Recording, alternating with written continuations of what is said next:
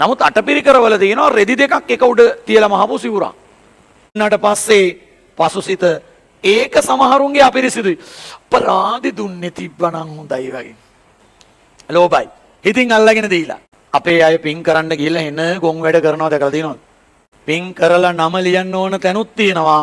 නැති තැනුත් තියෙනවා. මොකද උපසම්පදාව කියන්නේ? අෂ්ටපරිස්කාර පූජා කර තිබිය යුතුයි.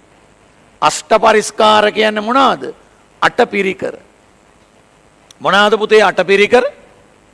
එක සිවුරු. සිවුරු වර්ග දෙකයි. සිවුරු වර්ග දෙකයි. අඳින සිවුරු සහ මොන සිවුරුද? පොරවන සිවුරු. පොරවන සිවුරු වර්ග දෙකයි. තනිපට සිවුර සහ දෙපොට සිවුර. එතකොට මෙන්න වර්ග තුනක් දැන් මෙතන තියෙනවා. තනිපට කියන්නේ මොකද්ද? එක රෙද්දයි. හරි. ඒ කියන්නේ තනිපොට සිවුර කියන්නේ මොකක් හරි එක රෙද්දක්. ඒක මෙච්චරයි. මෙච්චරයි. හරිද? දෙපොට සිවුර කියන්නේ මේ වගේ ඒවා දෙකක් එක උඩ තියලා මහ ගන්න සිවුර. එහෙම එකක් මොකටද? එහෙම එකක් පොරවන්න බෑ. රෙදි දෙකක ඝනකම තියෙනවනේ. හරිද? එහෙම එකක් ඕන උනේ දැන් සාමාන්‍යයෙන් හාමුදුරුවෝ එකක් පොරවන් ඉන්නේ. නමුත් අටපිරිකරවල තියෙනවා රෙදි දෙකක් එක උඩ තියලා මහපු සිවුරක්. ඒක රෙදි දෙකක ඝනකම තියෙනවා.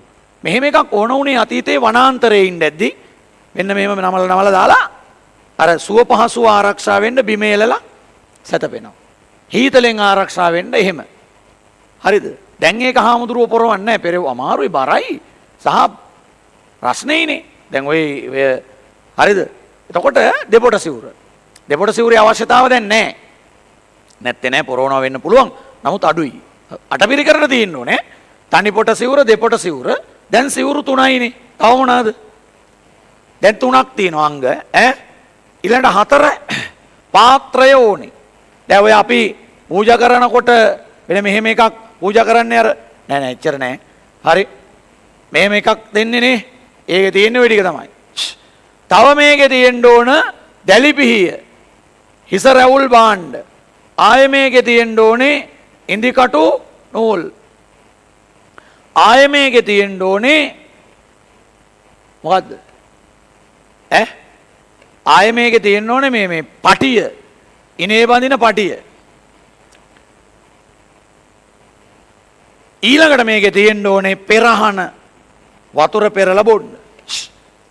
මේන් භික්ෂූන් වහන්සේ නමකගේ අවශ්‍යතා. ඔන්න බණ ටිකක් කියන්න යන්නේ අහගන්න. ළමයෝ අටපිරිකරක් දන් දෙනකොට හරිද? දැන් ආච්චි කියනවා අපි අටපිරිකරක් දන් දෙමු. මේක මහා අටමහා කුසල් වලින් එකක් කියලා කියන්නේ. ඇයි භික්ෂූන් වහන්සේ නමකගේ අවශ්‍යතා සියල්ල. හරිද? මෙතන ඔක්කොම තියෙනවා. අටපිරිකරක් දන් දුන්නොත් යලිත් සසර සැරිසරන තුරු කාන්තාත්ම භාවයක් ලබන්නේ නැල්ලු. කාන්තාව වෙලා ඉපදෙන එක පවක් කියලා නෙමෙයි මේ කියන්නේ. වැරදිව තේරුම් ගන්න එපා. බණ වැරදි නිර්වචන දෙනවා. පැහැදිලිද? ඊළඟ එක කවදා හරි බුද්ධ ශාසනයක බුදු හිමියන් වෙතින් ඒහි භික්ෂුභාවයෙන් පැවිද්ද ලබා ගන්න පුළුවන්. පැහැදිලිද? දැන් ආච්චි කියනවා ඔයාට ආච්චි අම්මා පාසකම්මා කියනවා මේ අටපිරිකරක් පූජා කරමු අපි. එතකොටම කියනවා මොකද්ද? හොඳ එකක් එපා ඔය බලාබාල එකක් ගෙනින්. එතනම ඉවරයි. පිං සුන්. ඇයි? ලෝභකම ඇවිල්ලා. ආච්චියකට ගේන හේතුව මොකද්ද? හාමුදුරුවෝ විකුණ ගන්නවා. යකෝ අපිට මොකේ? අපි දෙයක් දුන්නට පස්සේ ඒක ලබන තැනැත්තා ඒකට කරන දේ අපිට අදාළ නැත. එහෙම නම් ඉතින් හාමුදුරුවෝ උඹලා ඔය පූජා කරන සියලුම සබන් කැට ගාලා නාගන්න ඕනේද? වෙන මොකක්වත් කරන්නේ නැහැ. හාමුදුරුවෝ නනා ඉන්න වෙනවා. පූජා කරන ටූත් පේස්ට් සීනි තේකොළ හාමුදුරුවෝ ඒක විකුණ ගත්තත් හරි ව්‍යාපාරයක් කළත් වලක් කපලා වැළලුවත් ඇයි අපි ඒක හොයන්නේ? අපේ වැඩේ තියෙන්නේ ඒක පූජා කරන තුරු පමණයි. ඒක එක හිතින් දෙන්න ඕනේ. යමක් දෙන්න ඕනේ තුන් සිත පිරිසිදුව. තුන් සිත පිරිසිදුව. මගේ තුන් හිතකවත් ඔහොම දෙයක් තිබ්බේ නැහැ. තුන් නේද? එක යමක් දෙන්න කලින් හිත පෙරසිත පිරිසිදු වෙන්න ඕනේ. තුන් සිතේ දැන් පෙරසිත පිරිසිදු නැහනේ. බාල එකක් දෙමු කියලානේ කිව්වේ. මැද සිත දෙන වෙලාවේ සතුටින් දෙන්න ඕන. දුන්නට පස්සේ පසු සිත ඒක සමහරුන්ගේ අපිරිසිදුයි. අපරාධි දුන්නේ තිබ්බනම් හොඳයි වගේ. ලෝභයි. හිතින් අල්ලගෙන දීලා. දුන්නට පස්සෙත් මහා සතුටක් දැනෙන්න ඕන. අන්න දානේ. අපේ අය පින් කරන්න ගිහිල්ලා එන ගොන් වැඩ කරනවා දැකලා තියෙනවද? පන්සල් වල බලන්නකෝ. මහා මෝඩ ගොන් පින්කම් දැකලා තියෙනවද? ගහලා තියෙනවා අර කැරකෙන සිවිලිමේ ෆෑන් එකේ තට්ටේ තටුවක සිරිපාල උපාසක මාතාට පින් පිණිස දරු කැල විසින් පූජා කරන ලදී. දැන් ස්විච් එක දාපුවාම සිරිපාල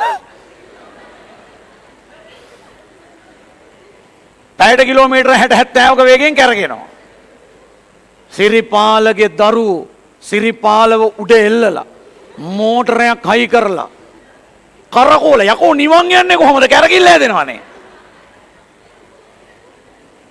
ආයේ දයාවතී උපාසකම්මාට පින් පිණිස දරු කැල පූජා කරලා පඩික්කම ගැට්ටේ ගහලා හාමුදුරුවෝ හොඳට බුලත් පුවක් හුණු දුන් කොළ එක්ක කාපු බුලත් කරපාර පින් කරලා නම ලියන්න ඕන තැනුත් තියෙනවා, නැති තැනුත් තියෙනවා. ලියලා එසා ඔයා යමක් දෙනවනම් දෙන්න ඕන. ඒකට කරන දේවල් හාමුදුරුවෝ ඒවට මොන අපිට වැඩක් තියෙනවද නේ? ඒක හොයන්න එපා. අපේ වැඩේ අපි කරන්න. දැන් ඔයා හිඟන්නෙක් දකින්න පාරේ. ඊට පස්සේ අපි අතේ තිබිලක් දෙන්නේ නැහැ. මොය බොණ්ඩද කොහෙද හොයන්නේ? සමහර ඒක උගේ ඌ ඒක කරගනි. හරි ඒක එයා කරගනි. අපිට තියෙන්නේ පින්සිතක් නම් ඒක දුන්නා එච්චරයි. හරි එසා පින් කරන්න ගිහින් පව් කරගන්න එපා. තුන්සිත පිරිසිදුව දෙන්න. හරි අටපිරිකර පූජා කර කවුරු හරි පූජා කරන එකට පොඩි ටච් එකක් දීලා ඒහි භික්ෂුභාවයෙන් මහාන වෙන්න එහෙම හිතන්නත් එපා. මේක මාර වැදගත් පුතා. උග්ගසේන මහාන වුණෙත් මෙහෙම. ඒහි භික්ෂුභාවයෙන්. මේ ඒහි භික්ෂුභාවයෙන් පැවිද්ද ලැබපු කෙනාට ආයේ සංඝයා වහන්සේලාගෙන් උපසම්පදාව ඕනෙත් නැහැ. මොකද උපසම්පදාව කියන්නේ? උපසම්පදාව කියන්නේ පැවිද්දේ සිට වසර 20කට ගිහිල්ලා අධිශීලයේ පිහිටවනෝ. ශික්ෂාපද 200 ගාණක්. එතකන් තියෙන්නේ ශික්ෂාපද 10යි. සාමණේර දස සීලය. සාමණේර භාවයෙන් මුදවා අධිශීල සංඛ්‍යාත උපසම්පදාවේ පිහිටුවීම. ඒකත් තිබේම ලැබෙනවා. පැහැදිලිද? පාත්‍රය හොයන්න අනම්මනම් නැහැ. රයිට්. බණ යන්නකෝ. බුදු මොවුන් පැවිදි කරන කල බුදුහාමුදුරුවෝ අංගුලිමාල පැවිදි කරන වෙලාවේ කරසෙව්ව මැනව දැලිපිහිය සෙවිය යුතුය. පාසිවුරු සෙව්ව මැනව. පාසිවුරු කියන්නේ පාත්‍රය හා සිවුරු සෙවිය යුතුය යන කිස නැති යන කාර්යයන් නැත. මොහු పూర్වයේහි සිල්වත්නට අටපිරිකර දුන් බව දැන මොහු අතීතයේදී සිල්වතුන්ට අටපිරිකර පූජා කරපු බව දැනගෙන ඒ මහණයි දකුණ අත දික් කළ මහානකම මෙහි එන්න කියලා දකුණු අත දික් කළා. එවිගස ගිහිවෙස් අතුරුදන් විය. මහාන වෙස් පහළ විය. ගිහි වේශේ නැති වුණා. මහාන ස්වරූපය පහළ වුණා.